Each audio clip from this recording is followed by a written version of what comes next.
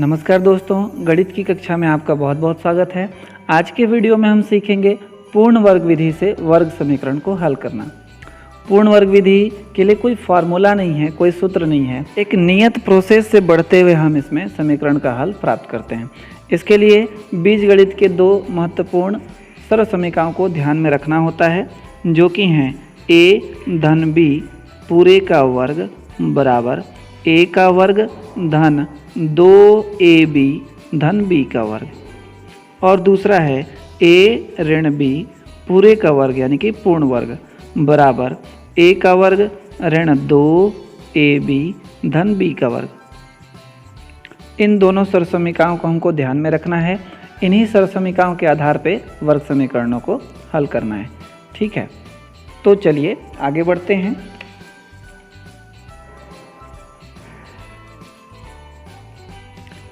हल करते हैं। दिया गया समीकरण है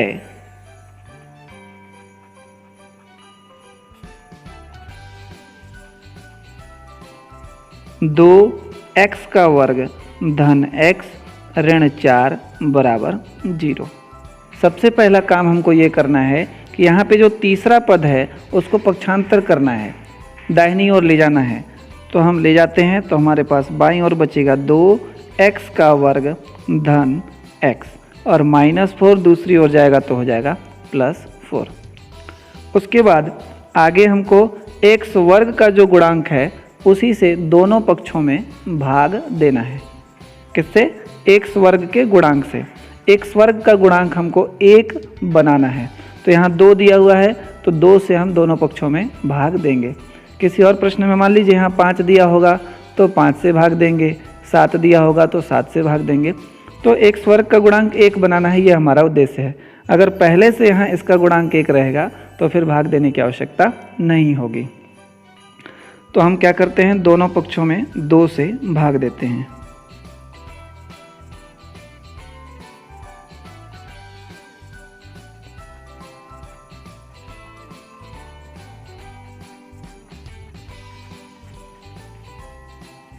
तो बाईं ओर हो जाएगा 2x का वर्ग धन x बटे 2 बराबर, दूसरी ओर हो जाएगा 4 बटे 2। आगे बढ़ते हैं, तो यहाँ पर 2x का वर्ग बटे 2 और आगे x बटे 2 ऐसा ले लेते हैं, दोनों के नीचे में 2 और 2 से भाग करेंगे 4 को तो इस ओर बचेगा 2। यहाँ पर भी 2 और 2 भाग चले गए, तो पहला पद हो गया x का वर्ग, यही हमको लाना था। x का वर्ग का गुणांक अब 1 है। उसके बाद आगे हमारे पास क्या बचा है, x बटा 2 बराबर 2। अब यहाँ पे जो पद है, अब अगर बीच में धन का चिन्ह है तो हमको धन वाला सरल समीकरण याद करना है, a धन b पूरे का वर्ग। अगर बीच में ऋण रहेगा तो ऋण वाला सरल समीकरण। ठीक है, a धन b पूरे का वर्ग बराबर क्या होता है, a का वर्ग धन 2ab धन b का वर्ग। तो इससे तुलना करेंगे तो देखिए हमारे पास क्या है और यहाँ क्या है। यहाँ a का वर्ग दिया हुआ है पहले पद में, हमारे पास क्या है, x का वर्ग। ठीक है, तो आपको दिखाई पड़ रहा होगा कि a की जगह हमको क्या मिल गया है, x मिल गया है। आगे बढ़ते हैं, तो यहाँ पे आगे क्या है, धन 2ab। तो इसी के जैसा हमको अपने समीकरण को जमाना है। तो हम क्या करेंगे अपने समीकरण में, पहला पद तो x का वर्ग है, ठीक है, आगे धन 2 है, यहाँ पे 2 दिखाई पड़ रहा है तो 2 लेना है हमको। अगर हमारे पास 2 है तो ठीक है, और नहीं तो हम 2 का गुणा करेंगे और 2 का भाग करेंगे। 2 का भाग यानी 1 बटे 2 का गुणा। तो 2 के बाद क्या होता है, a होता है। हमारे पास a की जगह क्या मिला है, x। तो x तो अपने पास था ही, तो x को 2 के बाद लिख लेते हैं, ये हो गया। तो देखिए यहाँ पे x बटा 2 था जिसमें से x हमने लिखा है, तो ये बटे में 2 बच गया है, तो उसको आगे और ले लेते हैं, 1 बटा 2। ठीक है, और बराबर दूसरी ओर क्या है, हमारे पास 2 है, तो ये हमने लिख लिया। और आगे बढ़े हम, तो x का वर्ग धन 2 गुणा x, 2 और x को लिखने के बाद 2 और जो भी चर रहे उसके लिखने के बाद जो भी संख्याएं बचती हैं उनको आपस में गुणा करते हुए लिख लेना है। तो 1 का गुणा 1 में तो 1 और 2 का गुणा 2 में तो हो गया 4 बराबर 2। तो आप अब इस पक्ष का इस सरसमीका से तुलना करके देखें तो x a का वर्ग की जगह हमारे पास है x का वर्ग, है ना, और आगे यहाँ पे क्या है 2ab, उसके जगह हमारे पास क्या है 2 गुणा x गुणा 1/4। 2 की जगह 2 है, a की जगह x है, b की जगह क्या है 1/4 है। तो इसका अगला पद क्या होता है b का वर्ग, तो b का मान हमको क्या मिला है 1/4। b की जगह जो भी मिले उसका वर्ग करके हमको जोड़ना है। तो इस पक्ष में अगर जोड़ते हैं तो दूसरे पक्ष में भी जोड़ना पड़ेगा। तो b की जगह हमको क्या मिला है 1/4, तो 1/4 का वर्ग करके हमको दोनों पक्षों में जोड़ना है। दोनों पक्षों में 1/4 का वर्ग जोड़ने पर तो दोनों पक्षों में हम जोड़ देते हैं, तो हो जाएगा x का वर्ग धन 2 × x × 1/4 प्लस 1/4 का स्क्वायर बराबर दूसरी ओर 2 धन 1/4 पूरे का वर्ग। दोनों पक्षों में हमने जोड़ दिया। अब इस पक्ष में आप देखेंगे तो a का वर्ग धन 2ab धन b का वर्ग वाला फार्मूला अब सेटिस्फाई हो रहा है, वैसी स्थिति बन रही है। तो इसके जगह हम क्या लिख सकते हैं a धन b पूरे का वर्ग। ऊपर हमारे समीकरण में a की जगह क्या मिल रहा है हमको x मिल रहा है और b की जगह 1/4 मिल रहा है। तो a धन b पूरे का वर्ग यानी कि x धन 1/4 पूरे का वर्ग, ऐसा हम इस पक्ष में लिख सकते हैं।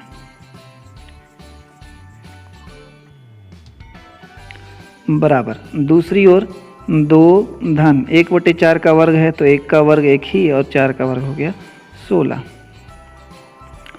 अब आगे बढ़ते हैं, तो इसको फिलहाल उतना ही रखें।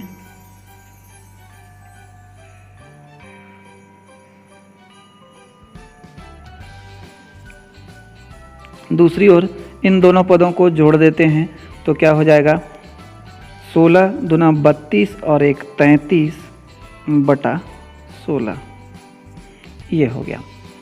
अब इसके बाद क्या करना है कि दोनों पक्षों का वर्गमूल लेना है। तो हम लिखते हैं दोनों पक्षों का वर्गमूल लेने पर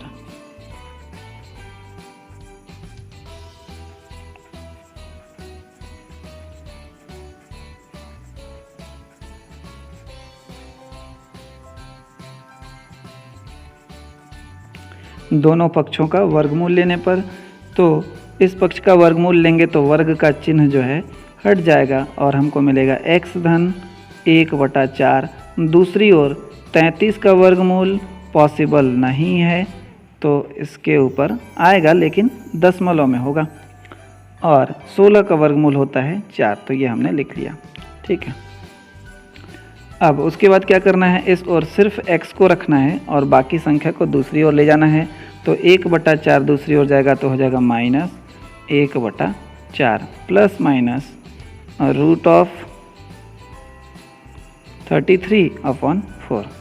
इसके बाद आगे हम बढ़ें तो हमको मिलेगा x बराबर, दोनों के हर में 4 है तो पूरे के हर में 4 लिखिए, और पहले का अंश है -1 तो -1, आगे प्लस माइनस √33, ये हो गया। इसके बाद यहाँ पे बीच में धन का और ऋण का चिन्ह है, तो एक बार हम धन का चिन्ह लेंगे तो एक मूल मिलेगा और एक बार ऋण का चिन्ह लेंगे तो दूसरा मूल, दूसरा हल प्राप्त होगा। धन चिन्ह लेने पर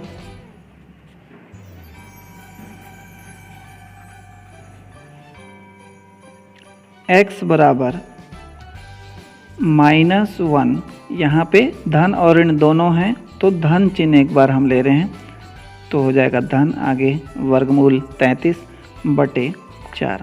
ये एक हल हो गया और दूसरा हल प्राप्त होगा माइनस चिन्ह लेने पर। तो आगे लिखते हैं ऋण चिन्ह लेने पर, तो हो जाएगा x बराबर -1 माइनस वर्गमूल 33/4। ये समीकरण का दूसरा हल हमको प्राप्त हुआ। तो हम लिख सकते हैं अतः x बराबर -1 प्लस वर्गमूल 33/4 तथा x बराबर -1 माइनस वर्गमूल 33/4। ये हमारा उत्तर हो गया। तो इस तरीके से हम पूर्ण वर्ग विधि से वर्ग समीकरण का हल प्राप्त कर सकते हैं। इसमें कोई निश्चित फार्मूला नहीं है जिससे हम समीकरण का हल प्राप्त कर सकें। इसमें बीजगणित के दो महत्वपूर्ण सरल समीकरणों को ध्यान में रखना होता है और एक निश्चित प्रोसेस के बाद हम समीकरण का हल प्राप्त कर पाते हैं। चलिए अब हम एक दूसरा उदाहरण लेते हैं। दूसरा समीकरण है 5x का वर्ग -6x -2 इज इक्वल टू 0। इसका हल ज्ञात करना है पूर्ण वर्ग विधि से। तो हल करते हैं। दिया गया समीकरण है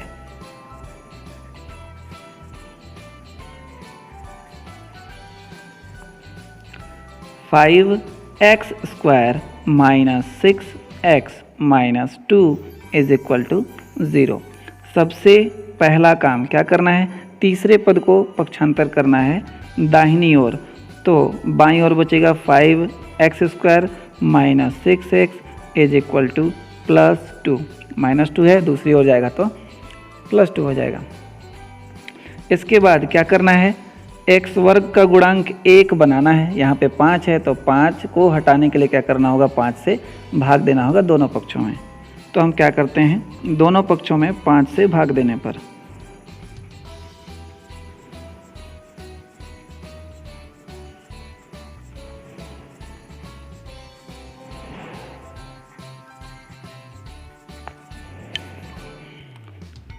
तो बाईं ओर हो जाएगा 5x² upon 5 -6x/5 is equal to 2/5। यहाँ पे 5 और 5 भाग चले गए तो बचा क्या, x² -6x/5 is equal to 2/5। ये हो गया। उसके बाद आप देख रहे हैं यहाँ पे बीच में माइनस का चिन्ह है। तो कौन सा सरसमी याद करना है हमको, a - b पूरे का वर्ग बराबर क्या होता है, a का वर्ग -2ab धन b का वर्ग। यहाँ पे इस सरसमीका को लिखने की आवश्यकता नहीं है, मैं बस समझने के लिए यहाँ पे लिख रहा हूँ। ठीक है, तो आप देख रहे हैं इस पक्ष से हमको तुलना करना है इसका। यहाँ पे a का वर्ग है तो हमारे पास क्या है, x का वर्ग। हमारे पास है पहला पद x का वर्ग, यानी कि a के जगह में क्या हो गया है, x हो गया। उसके बाद आगे माइनस है तो हमारे पास भी माइनस है। फिर यहाँ पे 2 है तो हमारे पास क्या है, 6x है ना। तो 6 में से 2 को लिख लेते हैं हम। ठीक है, बाकी जो है आगे लिखेंगे। तो 2 के बाद क्या होता है, a होता है। a की जगह क्या मिल रहा है हमको, x मिल रहा है तो हम x लिख लेते हैं। x तो अपने पास है भी। ठीक है, तो देखिए इसके अनुसार हमने a के अनुसार 2x लिख लिया। अब आगे जो बच रहा है उसको हमको लिख देना है। तो यहाँ पे आप देख रहे हैं 6/5 x था अपने पास, इसमें से हमने 6 में से 2 निकाला है और x निकाल के अलग लिखा है। तो बाकी यहाँ क्या बचा, 3/5 बच गया। 3/5 बचा। अगर हम इनको आपस में फिर से गुणा करेंगे तो 3 दूना 6x/5 हमको प्राप्त हो जाएगा। तो इसको कैसे जमाना है, सबसे पहले लिखना है x का वर्ग, उसके बाद माइनस 6x को पूरा 6x/5 ना लिख करके क्या लिखेंगे, 2 गुणा x पहले लिखेंगे, उसके बाद बाकी जो बचेगा उसको आगे लिखेंगे। तो आगे क्या बच रहा है हमारा, 3/5। इन सभी को वापस गुणा करेंगे तो इतना हमको प्राप्त हो जाएगा, है ना। 2 तिया 6x ऊपर में और नीचे में 5 ऐसा मिल जाता। ये हो गया बराबर। दूसरी ओर क्या है हमारे पास, 2/5 है।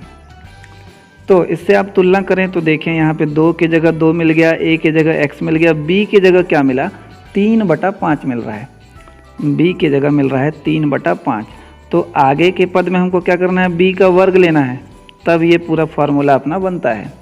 b का वर्ग लेना है, b की जगह क्या मिला है, 3/5। तो 3/5 का वर्ग करके जोड़ना है, दोनों पक्षों में जोड़ेंगे, सिर्फ इस पक्ष में जोड़ेंगे तो काम बनेगा नहीं।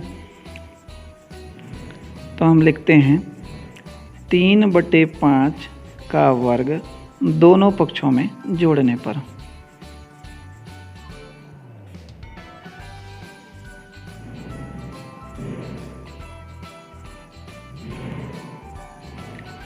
तो यहाँ पे हो गया x का वर्ग -2 × x × 3/5 प्लस 3/5 पूरे का वर्ग बराबर दूसरी ओर है 2/5 धन 3/5 पूरे का वर्ग। ये हो गया। अब आगे अगर बढ़ा जाए तो क्या होगा, तो यहाँ पे ये देखें, ये पूरा इस पक्ष से मैच कर रहा है, तो इतना के बराबर हम क्या लिख पाते हैं, a - b पूरे का वर्ग। तो इनके जगह पे हम क्या लिख सकते हैं, x - 3/5 पूरे का वर्ग। ठीक है, x - 3/5 पूरे का वर्ग, क्योंकि हमारे पास क्या है, a² - 2ab + b² के जगह पे हम क्या लिख पाते हैं, a - b पूरे का वर्ग बराबर दूसरी ओर इस पक्ष को हल करें तो 2/5 धन इसका वर्ग करेंगे तो 3 × 9 और 5 × 25 हो गया हर में।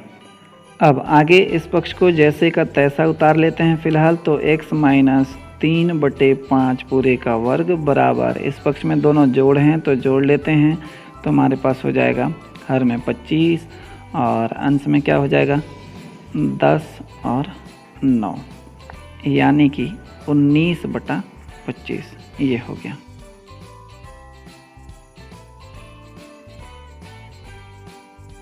इधर का हल हो जाने के बाद हमको क्या करना है, दोनों पक्षों का वर्गमूल लेना है। तो हम लिखते हैं दोनों पक्षों का वर्गमूल लेने पर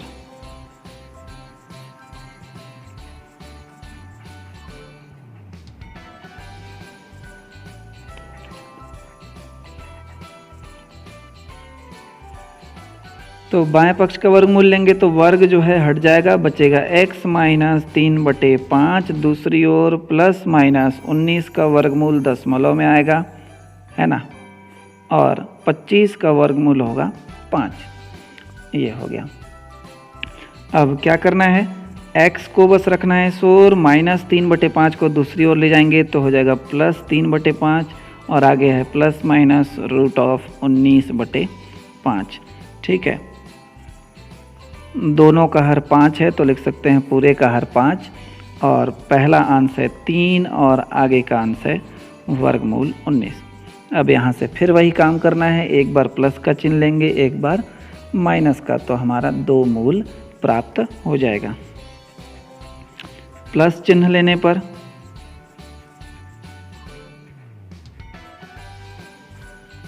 x बराबर 3 धन वर्गमूल 19/5 और माइनस चिन्ह लेने पर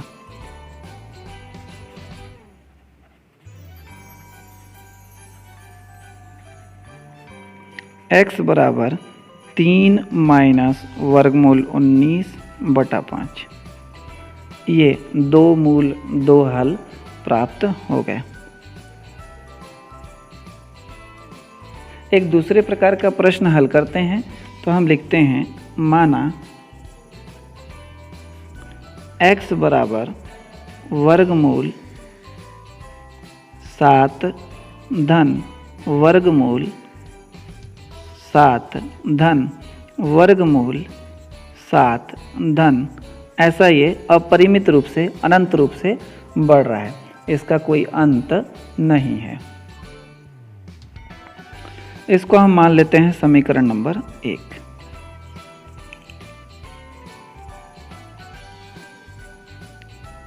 आगे बढ़ते हैं तो x बराबर वर्गमूल 7, इसके आगे देखिए वर्गमूल 7 फिर धन, इसके आप देखें समीकरण 1 में हमने इसको क्या माना हुआ है, x माना है, ये पूरा अनंत रूप से बढ़ रहा है। अगर हम 1 को छोड़ भी दें तो बाकी जितना भी बचेगा उसको हम x लिख सकते हैं, क्योंकि हमने इस पूरे को क्या माना है, x माना है। अब इसके बाद हम दोनों पक्षों का वर्ग कर देते हैं। दोनों पक्षों का वर्ग करने पर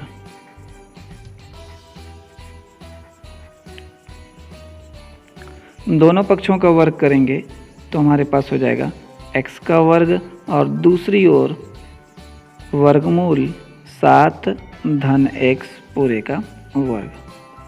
तो इस ओर तो x का वर्ग रहा, दूसरी ओर वर्ग करेंगे तो वर्गमूल का चिन्ह हट जाएगा, बचेगा 7 धन x। अब दोनों पदों को इस ओर पक्षांतर कर लीजिए तो हमको मिलेगा x वर्ग धन x है तो ऋण x धन 7 है तो ऋण 7 बराबर 0। ये एक वर्ग समीकरण हो गया। ठीक है, इसकी तुलना अगर हम मानक वर्ग समीकरण से करते हैं तो क्या मिलेगा, a का मान यानी कि x वर्ग का गुणांक मिलेगा 1 और b का मान यानी कि x का गुणांक मिलेगा -1 और c का मान मिलेगा -7। तो फिर हम वर्ग समीकरण हल करने वाले फॉर्मूला से इसको हल कर सकते हैं। तो वर्ग समीकरण हल करने का फॉर्मूला क्या है, x बराबर -b प्लस माइनस वर्गमूल b का वर्ग -4ac बटे 2a। अब इस फार्मूला में a b c का मान को रख देते हैं तो क्या प्राप्त होता है, x बराबर -b का मान है -1 तो कोष्टक में हमने -1 लिख लिया, plus minus under root b का वर्ग यानी कि -1 का वर्ग। उसके बाद आगे -4a का मान है 1 और c का मान है -7 बटे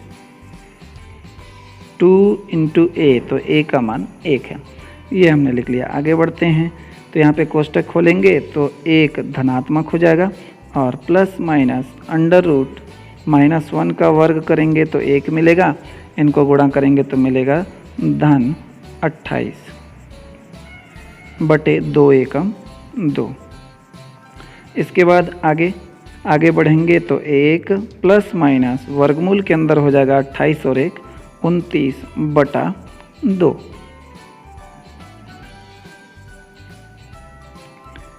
अब यहाँ से एक बार हमको प्लस का चिन्ह लेना है, एक बार माइनस का, तो दोनों हल प्राप्त हो जाएंगे।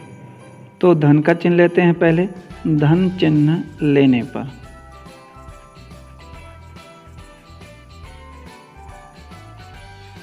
धन चिन्ह लेंगे तो x बराबर मिलेगा 1 धन वर्गमूल 29 बटा 2, और अगर ऋण चिन्ह लेते हैं, ऋण चिन्ह लेने पर x बराबर 1 ऋण x बराबर 1 ऋण वर्गमूल 29 बटा 2, ये दूसरा मूल हो जाएगा। तो हम लिख सकते हैं अतः x बराबर 1 धन वर्गमूल 29 बटा 2 तथा x बराबर 1 ऋण वर्गमूल 29 बटा 2, यही हमारे वर्ग समीकरण के हल हैं।